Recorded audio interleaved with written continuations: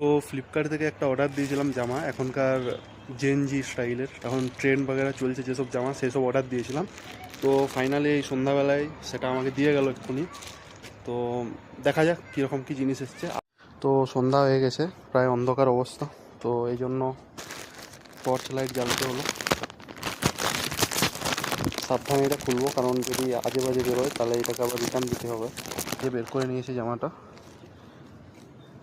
যেরকম দেখেছিল সেরকমই, বাট জামাটা পরার পর কিছুটা এরকম লাগছে। যদি আমি বোতাম খুলে রাখি, মোটামুটি খারাপ নয়। তো দেখা যাক আমার মিসেস কি বলে। সে যদি বলে ভালো তাহলে থাকবে, না তো এটা রিটার্ন যাবে।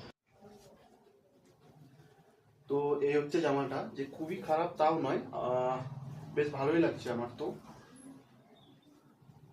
তো যদি এটা এভাবে বোতাম না লাগিয়ে পরা হয় তো বেশ ভালোই লাগবে। নিচে যে প্যান্টটা পরেছি, এই প্যান্টটার দাম দেখতে পারেন। এটা হচ্ছে প্যান্টের দাম আর এইটা হচ্ছে জামার দাম। ভেবে দেখুন একবার, ঠিক আছে।